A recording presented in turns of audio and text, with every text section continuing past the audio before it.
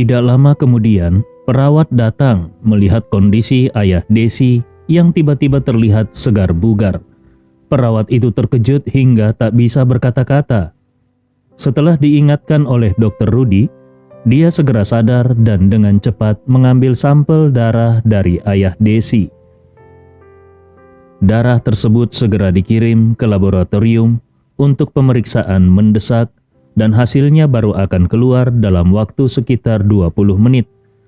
Saat semua orang menunggu dengan cemas hasil pemeriksaan darah itu, ayah Desi memegangi perutnya dan dengan malu bertanya kepada istrinya, "Apakah ada makanan? Tiba-tiba aku merasa sangat lapar sampai perutku melilit." Ibu Desi menghapus air matanya dan dengan suara parau berkata, "Kau sudah beberapa hari tidak sadarkan diri. Bahkan lambungmu pun juga menunjukkan tanda-tanda gagal fungsi. Dokter bilang metode pemberian makanan melalui selang hidung pun tidak cocok. Jadi kau hanya diberi cairan nutrisi. Aku tidak menyiapkan makanan apapun." Di sampingnya Desi segera berkata, ayah ingin makan apa? Aku akan segera membelinya." Lalu dia buru-buru bertanya kepada Dr. Rudy, "Dokter, apakah ayahku perlu menghindari makanan tertentu?" Dr. Rudy berkata, "Karena beberapa hari ini ayahmu tidak makan, tubuhnya kehilangan banyak energi. Dia perlu makanan yang cepat mengisi energi dan nutrisi, tetapi hindari makanan pedas." Ayah Desi langsung berkata, "Dokter, bolehkah aku makan beberapa roti isi?" Mendengar permintaan itu, Dr. Rudy mengangguk dan tersenyum. "Semua makanan itu boleh, tapi pastikan isi rotinya jangan pedas." Desi langsung berkata, "Kalau begitu, aku akan pergi membelinya sekarang juga." Di sisi lain, Andi Rewa berkata, "Desi, aku akan pergi bersamamu." Desi merasa kalau dia pergi, Andi Rewa pasti akan merasa sedikit canggung kalau hanya tinggal sendirian dengan orang tuanya. Maka dia berkata, "Baiklah, kita pergi bersama." Namun, sebelum mereka pergi, Ibu Desi buru-buru berkata, "Desi, Tuan Andi adalah tamu penting sekaligus penyelamat besar keluarga kita. Jangan biarkan dia repot ikut pergi membeli makanan. Di seberang jalan ada toko roti, kau pergi saja sendiri. Biarkan Tuan Andi istirahat di sini dan berbicara dengan ayahmu sebentar." Mendengar ucapan ibunya, hati Desi langsung tegang. Dia sangat mengenal ibunya. Beberapa tahun terakhir, usianya semakin bertambah. Ibunya terus-menerus mendesaknya untuk segera mencari pasangan, menikah, dan memiliki anak. Bagi orang tua generasi sebelumnya, wanita yang sudah melewati usia 25 tahun harus segera menikah. Dalam pandangan mereka, karir dan pendidikan tidak lebih penting daripada pernikahan. Namun, beberapa tahun terakhir ini, Desi sibuk bekerja. Kesuksesan pesat grup Rapocini sangat terkait dengan dedikasi penuhnya. Karena fokus pada karir, maka meskipun Desi sudah berusia 28 tahun, dia masih belum memiliki hubungan romantis. Hal ini membuat kedua orang tuanya sangat khawatir. Sebelumnya, orang tua Desi sudah sering mencarikan pria yang cocok untuk Desi. Ayah Desi bahkan sempat ingin memperkenalkan seorang murid kesayangannya di masa lalu kepada Desi. Namun, Desi sama sekali tidak memberikan kesempatan, bahkan untuk sekedar bertemu atau makan bersama. Sekarang, Desi menyadari bahwa ibunya tampaknya memiliki kesan yang sangat baik terhadap Andi Rewa. Ibunya bahkan ingin Andi tetap tinggal. Pasti tujuannya untuk menanyakan beberapa informasi pribadi tentang Andi Rewa, atau mungkin juga untuk menyelidiki hubungan antara dirinya dan Andi, sekaligus mencoba menjodohkan mereka. Karena itu, Desi buru-buru berkata, "Bu, Andi itu anak muda, ada jarak generasi yang cukup jauh dengan kalian, jadi kalian tidak akan menyambung kalau berbicara, lebih baik jangan mempersulitnya." Ibu Desi langsung menjawab, "Meskipun usia ibu dan ayah sudah agak tua, tapi kami tetap cukup paham soal urusan anak muda." Andi Rewa pun tersenyum dan berkata, "Tidak masalah Desi, kau pergi belanja saja, jangan sampai mengganggu waktu makan paman. Aku akan menemani paman dan bibi mengobrol sebentar." Desi merasa sangat khawatir. Dia takut ibunya akan bicara sembarangan atau bertanya yang tidak-tidak kepada Andi. Namun, karena Andi sendiri sudah mengatakan akan tinggal, Desi pun tidak bisa memaksa lagi. Dengan perasaan pasrah, akhirnya dia berkata kepada Andi, "Kalau begitu, maaf karena sudah merepotkanmu untuk menemani ayah dan ibu. Aku akan segera kembali." Setelah berkata begitu, dia tiba-tiba teringat sesuatu dan buru-buru bertanya, "Malam sudah larut, apa kau tidak perlu buru-buru pulang? Apa ini tidak terlalu merepotkan?" Andi Rewa menggelengkan kepalanya. "Tidak masalah, kau pergi saja." Desi hanya bisa mengangguk. "Kalau begitu, aku pergi dulu." Sebelum pergi, dia kembali mengingatkan ibunya, "Bu, tolong jangan bicara yang aneh-aneh kepada Andi. Aku akan segera kembali." Ibu Desi melambaikan tangannya. "Santai saja, ibu tidak akan membicarakan hal yang aneh-aneh, hanya sekedar mengobrol ringan saja. Kau tidak perlu khawatir, cepat pergi sana." Desi tidak punya pilihan selain meninggalkan ruangan dengan perasaan was-was. Begitu Desi pergi, Ibu Desi langsung tersenyum ramah kepada Andi dan bertanya, "Tuan Andi, berapa usiamu sekarang?" Ibu Desi memiliki kesan yang sangat baik terhadap Andi, bukan hanya karena Andi telah membantu keluarganya dengan cara yang luar biasa besar, tetapi juga karena penampilan Andi yang tampan dan penuh wibawa. Menurutnya, Andi Rewa sangat cocok kalau berdampingan dengan putrinya Desi. Benar-benar pasangan yang serasi, bahkan calon menantu yang ideal. Andi Rewa sama sekali tidak menyadari apa yang sedang dipikirkan oleh Ibu Desi. Ketika dia ditanya, dia dengan cepat menjawab sambil tersenyum. "Bibi tidak perlu terlalu formal. Panggil saja aku Andi. Sebentar lagi, aku akan berusia 27 tahun. Ibu Desi mengangguk dengan senyuman. "Kalau begitu, Bibi tidak akan berbicara terlalu formal denganmu." Kemudian Ibu Desi bertanya lagi, "Lalu, apa pekerjaanmu sekarang?" Andi Rewa langsung merasa sedikit bingung dengan pertanyaan itu. Aku..." Di dalam hatinya, dia berpikir, "Apa sebenarnya yang aku lakukan sekarang? Dulu aku adalah suami rumah tangga penuh waktu yang mengurus pekerjaan rumah.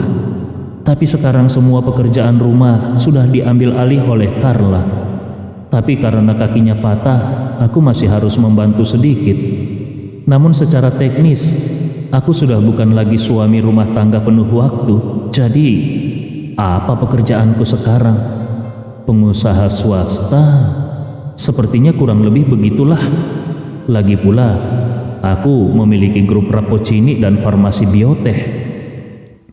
Setelah berpikir demikian, Andi pun tersenyum dan berkata, "Bibi, aku sekarang memiliki 2 perusahaan kecil sendiri, jadi mungkin bisa dibilang aku seorang wirausahawan." Mendengar itu, Ibu Desi tersenyum dan berkata, "Menjadi wirausahawan itu bagus. Walaupun mungkin penghasilannya tidak terlalu banyak, tapi pasti lebih bebas. Untuk anak-anak muda seperti kalian, uang bukanlah segalanya. Kebahagiaan dan kebebasan itu yang paling penting." Sambil berkata begitu, dia tidak bisa menahan diri untuk menghela nafas dan melanjutkan, "Bibi selalu bilang pada Desi agar jangan terlalu terobsesi dengan karir. Dengan uang banyak atau sedikit, hidup tetap bisa indah. Tidak perlu membuat hidup sendiri begitu melelahkan." Tapi anak itu tidak pernah mau mendengarkan. Kemudian Ibu Desi memandang Andi dengan serius dan berkata, "Andi, nanti kau harus sering-sering membantu Bibi membujuk dia. Suruh dia memanfaatkan masa mudanya untuk menjalin hubungan atau jalan-jalan keliling dunia. Bukankah itu jauh lebih baik daripada hanya fokus mencari uang? Bagaimana menurutmu?" Untuk sesaat, Andi Rewa tidak langsung menangkap maksud Ibu Desi. Tetapi mendengar perkataan Ibu Desi tadi membuatnya merasa sedikit canggung. Bagaimanapun, Desi adalah karyawannya. Meskipun grup Rapocini adalah miliknya, tapi hampir seluruh operasional, manajemen, dan pengembangan perusahaan itu sepenuhnya dikendalikan oleh Desi. Kalau benar seperti yang dikatakan Ibu Desi, maka meminta Desi berhenti bekerja untuk menjalin hubungan cinta atau melakukan perjalanan keliling dunia, itu sama saja dengan mengabaikan grup Rapocini begitu saja. Dari dalam hatinya, tentu saja Andi tidak berharap hal itu terjadi. Lagi pula, siapa yang rela melihat tangan kanannya yang sangat andal meninggalkan tanggung jawab penting? Namun dia juga sadar bahwa saat ini dia hanya sedang mengobrol dengan orang tua Desi. Jadi, mengikuti alur pembicaraan mereka tampaknya adalah pilihan paling bijak. Dengan senyum lebar, Andi pun berkata, "Bibi benar sekali. Memang saat muda, seseorang harus lebih banyak mengeksplorasi dunia dan menikmati hidup." Mendengar itu, Ibu Desi langsung tersenyum puas dan berkata, "Rupanya pikiranmu dan Bibi sejalan. Nanti tolong bantu Bibi membujuk Desi lebih sering. Lagi pula kau juga seorang wirausahawan. Waktumu pasti lebih fleksibel. Kalau dia berhenti bekerja atau mengambil cuti panjang, kalian bisa pergi berwisata bersama." Andi Rewa tertegun sejenak lalu tersenyum kaku.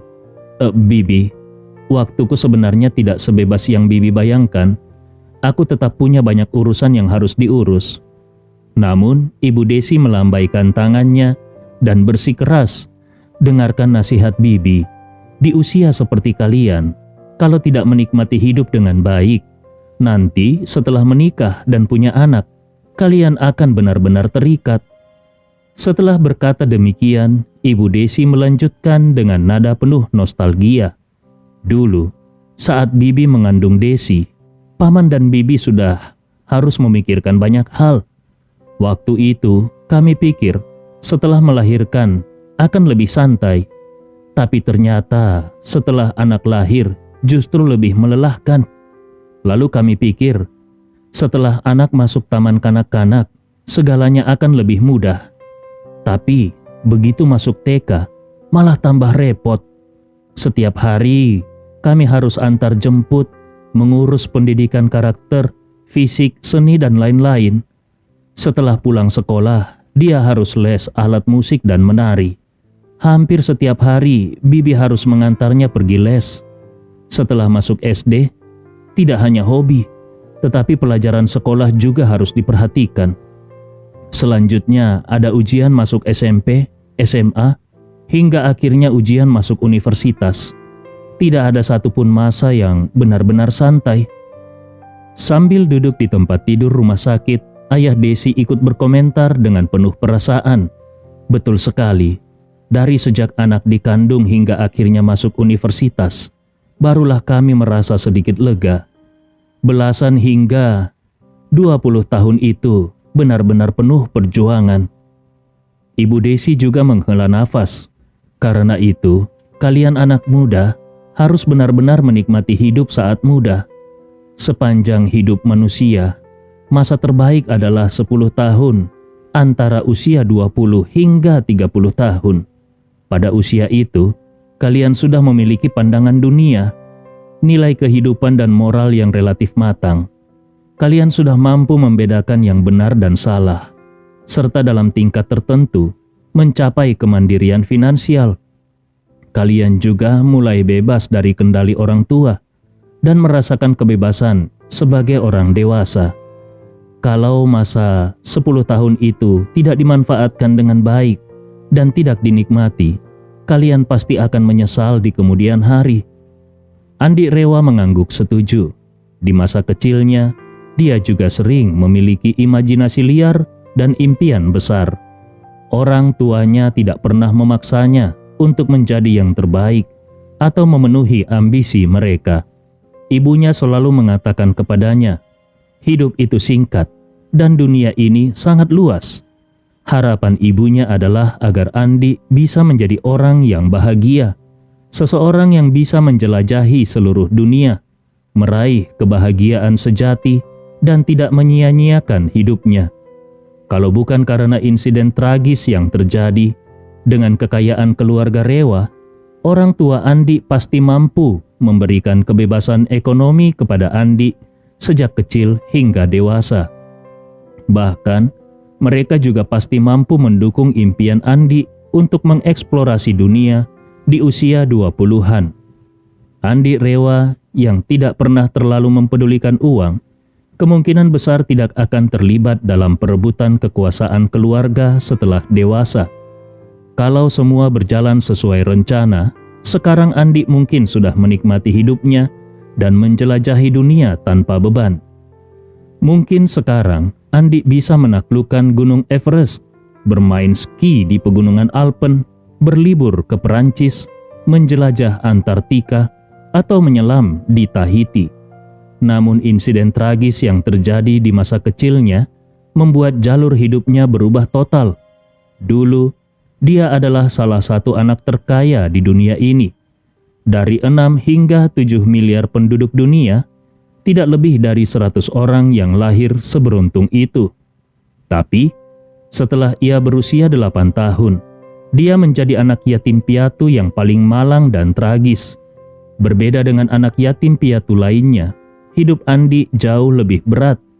Selain kehilangan kedua orang tuanya dan harus hidup di panti asuhan seperti anak yatim lainnya, hatinya yang masih polos juga harus terus-menerus menanggung rasa sakit atas kematian tragis kedua orang tuanya. Memikul dendam yang mendalam dan menerima kenyataan pahit dari kehidupan yang berubah drastis dari surga ke neraka. Waktu berlalu, kini sudah 19 tahun sejak tragedi itu.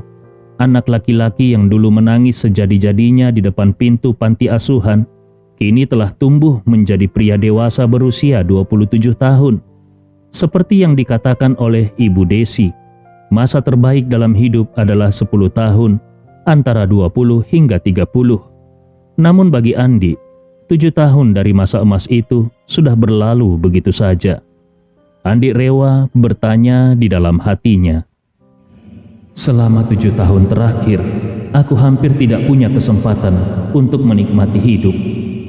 Bagaimana dengan 3 tahun ke depan? Kalau dalam 3 tahun ke depan, aku belum bisa membalaskan dendam orang tuaku, maka masa emasku juga akan terlewat begitu saja." Pikiran ini membuat hatinya terasa sedikit kehilangan. Namun, Andi tidak pernah menyesali kehidupan selama 19 tahun terakhir.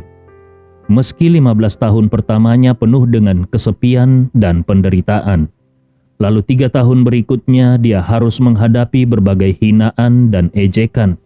Dia merasa sudah mencicipi segala kepahitan hidup. Ibu Desi tidak menyangka bahwa beberapa kalimat yang dia lontarkan ternyata membuat Andi tampak termenung. Dia bertanya-tanya di dalam hati, apakah tadi aku tidak sengaja mengatakan sesuatu yang salah? Kenapa Andi terlihat begitu banyak pikiran? Saat Ibu Desi masih berpikir, Desi tiba-tiba berlari tergesa-gesa masuk ke ruangan.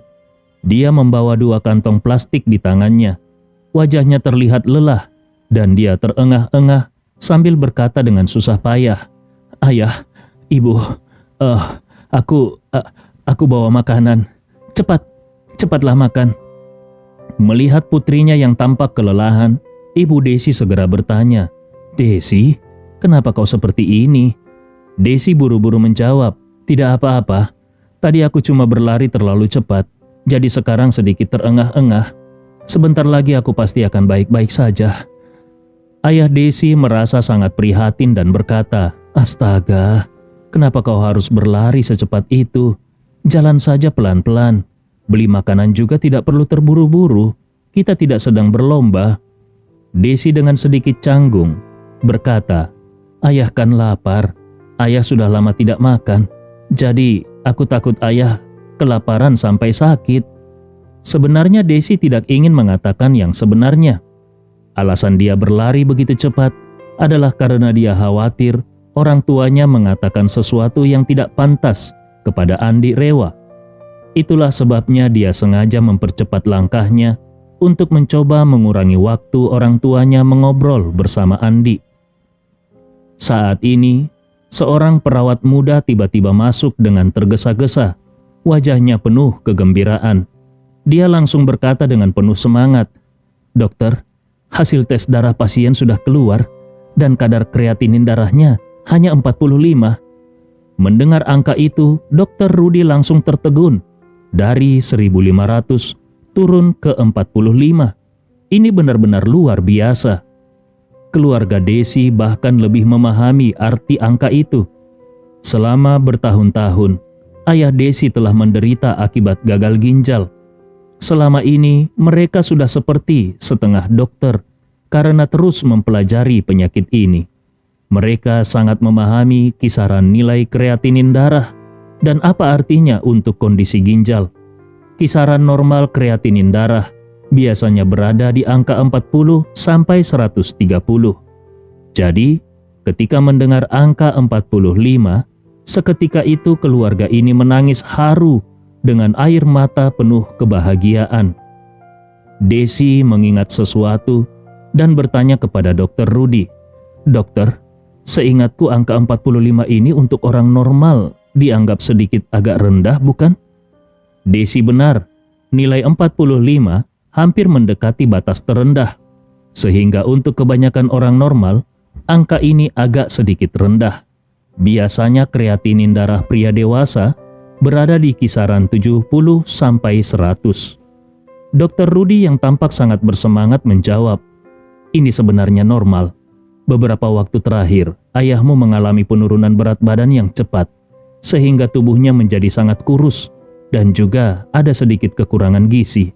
Dalam kondisi seperti ini, kreatinin darah pasti akan rendah. Aku kira setelah beliau mendapatkan perawatan yang baik, selama beberapa hari, nilainya akan stabil di kisaran 70 sampai 80, yang merupakan angka ideal." Desi merasa lega mendengar penjelasan itu. Dia segera bertanya, "Dokter, apakah ini berarti ayahku sudah sembuh total?"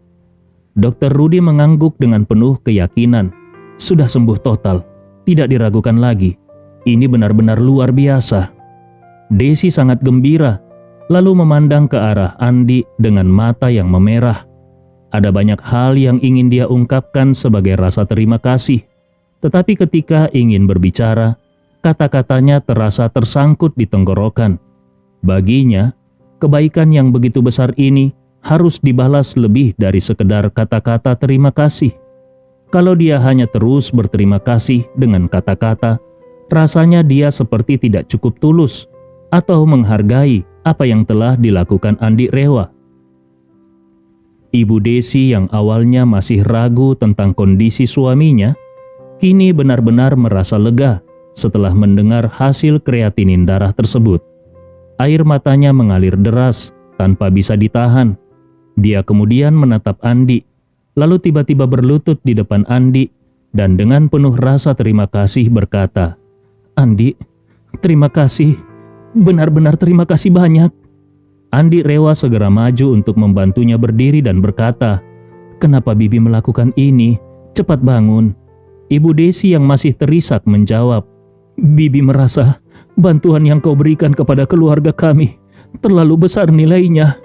Bibi benar-benar tidak tahu bagaimana harus membalas kebaikanmu." Sambil menangis, Ibu Desi melanjutkan, "Andi, Bibi tahu obat yang kau berikan kepada kami sangatlah luar biasa. Kalau dijual kepada orang-orang kaya yang membutuhkan, pasti bernilai sangat mahal. Bahkan kalaupun harganya ratusan juta, orang-orang yang hidupnya bergantung pada obat itu pasti tetap akan membelinya." Meskipun Ibu Desi bukan seorang profesor seperti suaminya, tapi dia juga seorang intelektual generasi tua yang memahami betapa berharganya sesuatu yang bisa menyelamatkan nyawa. Salah satu keuntungan menjadi seorang intelektual adalah, meskipun Ibu Desi mungkin tidak benar-benar memahami hal-hal medis, tapi dia memiliki pemahaman dan penilaian yang lebih akurat terhadap banyak hal dibandingkan orang biasa. Desi mendekat untuk membantu ibunya berdiri. Sambil menangis dia berkata, "Bu, jangan khawatir. Andi sudah menyelamatkan ayah. Mulai sekarang, walaupun aku harus bekerja keras seperti lembu dan kuda, aku akan membalas kebaikannya." Ibu Desi mengangguk perlahan. dan dengan suara terisak berkata, "Andi, mulai sekarang kau adalah penyelamat besar keluarga kami." Di atas ranjang, mata ayah Desi juga memerah. Dengan serius dia berkata, "Andi, kau sudah menyelamatkan nyawa paman yang sudah tua ini. Kalau ada hal apapun yang kau perlukan dariku di masa depan, tolong jangan ragu untuk memberitahu. Paman akan melakukan apapun untukmu, bahkan kalau harus mengorbankan segalanya." Andi Rewa tersenyum kecil. Dia menggelengkan kepalanya dan dengan serius berkata, "Paman dan Bibi terlalu berlebihan. Desi adalah temanku. Ini hanyalah bantuan antara teman saja. Lagi pula, Desi juga sering membantuku. Jadi ini semacam cara aku membalas budi kepadanya." Desi merasa sangat terharu mendengar kata-kata ini. Dia tahu bahwa maksud Andi adalah mengacu pada bagaimana dia telah membantu mengelola grup Rapocini dengan sungguh-sungguh. Namun, dalam hati dia merasa, mengelola grup Rapocini sepenuhnya adalah pekerjaanku dan tanggung jawabku. Aku menerima gaji dari Tuan Andi, jadi melayani grup Rapocini adalah kewajiban. Itu tidak bisa dianggap sebagai bantuan dariku untuk Tuan Andi. Selain itu, sejak Tuan Andi mengambil alih grup Rapocini, dia langsung menggandakan gajiku. Bekerja keras untuknya adalah hal yang sudah seharusnya aku lakukan. Ketika dia merasa malu dengan pikiran-pikirannya, Dr. Rudy yang sejak tadi diam akhirnya memberanikan diri bertanya, "Anak muda, bolehkah aku bertanya sesuatu?" Andi Rewa mengangguk. "Silakan, Dr. Rudy." Dr. Rudy segera bertanya, "Maaf, aku ingin bertanya dengan penuh rasa hormat. Sebenarnya obat apa yang kau berikan kepada Profesor Kevin? Tentu saja kalau itu adalah rahasia dan tidak bisa diungkapkan, aku sepenuhnya bisa memahami." Andi Rewa tersenyum kecil. "Ini bukan rahasia besar. Obat ini adalah sesuatu yang aku dapatkan dari Dr. Fajar. Menurutnya, obat ini juga bukan ciptaannya. Dia hanya kebetulan mendapatkan sejumlah kecil ramuan obat yang diturunkan dari dokter terkenal di masa lalu. Jumlahnya pun sangat terbatas." Mendengar penjelasan itu, Dr. Rudy merasa tercerahkan. Sambil menepuk pahanya dia berkata, "Sekarang aku ingat, beberapa waktu lalu di rumah sakit ini juga ada seorang pasien lumpuh leher yang langsung sembuh total setelah meminum obat dari Dr. Fajar. Konon, obat itu juga berasal dari resep kuno yang telah hilang. Aku tidak menyangka ramuan itu begitu luar biasa. Tidak hanya bisa menyembuhkan kelumpuhan leher, tetapi juga menyembuhkan gagal ginjal akut yang dianggap tidak bisa disembuhkan oleh dunia medis modern." Dia kemudian menghela nafas dan dengan nada menyesal berkata, "Nenek moyang kita telah meninggalkan begitu banyak hal menakjubkan. Sayangnya, kita tidak bisa melestarikannya dan mewariskannya dengan baik. Kalau ramuan seperti itu bisa ditemukan kembali dan diproduksi ulang, itu akan menjadi berkah besar bagi seluruh dunia." Andi Rewa hanya tersenyum dan tidak berkata apa-apa lagi. Sementara itu, Dr. Rudy melihat jam dan berkata, "Wah, sudah hampir pukul 11. Aku harus pergi ke bangsal lain untuk memeriksa pasien. Aku pamit dulu." Desi segera mengantar Dr. Rudy keluar. Setelah kembali ke dalam, Andi Rewa berkata, "Paman, Bibi, Desi, ini sudah cukup larut. Aku juga harus pulang sekarang." Ibu Desi buru-buru berkata, "Kenapa harus terburu-buru? Duduklah sebentar lagi." Desi yang khawatir ibunya akan menunjukkan terlalu banyak antusiasme kepada Andi segera berkata, "Bu, ini rumah sakit, bukan rumah sendiri. Mana mungkin kita mengajak orang duduk lebih lama di ruang rawat rumah sakit." Setelah itu, dia menambahkan, "Lagi pula, ayah sekarang sudah benar-benar sembuh. Kita harus segera mengurus administrasi keluar dan pulang ke rumah. Rasanya selama ini suasana rumah sakit sangat menekan. Aku bahkan tidak ingin tinggal di sini lebih lama 1 menit pun." Mendengar itu, Ibu Desi dengan sedikit menyesal berkata kepada Andi, "Baiklah, Andi. Kalau begitu, hari ini Bibi tidak akan menahanmu lebih lama. Besok Bibi akan memasak hidangan besar di rumah untuk mengungkapkan rasa terima kasih kami. Kau harus datang ya." Andi Rewa tidak menyangka kalau Ibu Desi tiba-tiba mengundang dirinya untuk makan di rumah mereka. Ketika dia sedang memikirkan alasan yang tepat untuk menolak dengan sopan, Ibu Desi tanpa menunggunya berbicara langsung berkata, "Kebetulan besok hari Sabtu, Desi juga tidak bekerja, jadi dia bisa membantu Bibi di rumah. Kami bisa menyiapkan beberapa hidangan tambahan." Ayah Desi yang terbaring di tempat tidur juga dengan antusias menambahkan, "Benar sekali Andi, datanglah ke rumah kami untuk makan. Anggap saja sebagai kunjungan untuk mengenal rumah kami." Ayah Desi tidak tahu bahwa Andi Rewa sebenarnya sudah pernah ke rumah mereka sebelumnya. Melihat pasangan suami istri itu sangat antusias, Andi Rewa merasa sedikit tertekan. Sebenarnya dia tidak ingin menerima undangan makan tersebut. Tetapi di sisi lain, menolak undangan itu secara langsung rasanya tidak sopan. Saat Andi Rewa berada dalam dilema, Desi buru-buru berkata, "Bu, besok aku ada urusan. Perusahaan memerlukanku untuk lembur. Bagaimana kalau kita jadwalkan lain kali saja?" Ibu Desi dengan tidak puas berkata, "Hah? Besok kau lembur? Kenapa akhir pekan masih harus lembur?" Sebenarnya Desi tidak benar-benar harus lembur. Hanya saja dia bisa melihat kalau sepertinya orang tuanya cukup menyukai Andi dan menduga mereka ingin menggunakan kesempatan makan bersama ini untuk lebih mengenal Andi Rewa. Ia juga menduga kalau orang tuanya mungkin tidak tahu kalau Andi sebenarnya sudah menikah. Kalau mereka tahu, mereka pasti tidak akan bersikap seantusias ini. Karena itu, Desi memutuskan untuk menunda rencana makan bersama dan berbicara dengan orang tuanya terlebih dahulu. Meskipun dia tidak bisa mengungkapkan identitas asli Andi Rewa, setidaknya dia perlu memberitahu mereka kalau Andi adalah seorang pria yang sudah beristri, agar mereka tidak salah paham. Dengan pikiran tersebut, dia dengan serius berkata, "Bu, aku benar-benar ada urusan besok. Tidak hanya besok, lusa pun masih ada banyak pekerjaan. Akhir-akhir ini, aku benar-benar sibuk. Bagaimana kalau minggu ini kita tidak mengundang Andi dulu? Minggu depan kita lihat lagi jadwalnya, baru kita tentukan waktunya." Mendengar ini, Ibu Desi merasa tidak punya pilihan. Dia sebenarnya ingin mengundang Andi Rewa makan bersama keluarga mereka. Tetapi kalau putrinya tidak bisa hadir, pasti akan terasa sedikit canggung kalau hanya dia dan suaminya yang menjamu Andi di rumah. Akhirnya dia berkata, "Baiklah, kalau begitu minggu ini kita tidak mengundang Andi. Minggu depan kita lihat jadwalmu dan tentukan waktunya lebih awal, supaya kita bisa mengundang Andi untuk makan di rumah." Setelah itu, dia memandang Andi Rewa dengan wajah penuh permintaan maaf dan berkata, "Andi, maaf ya.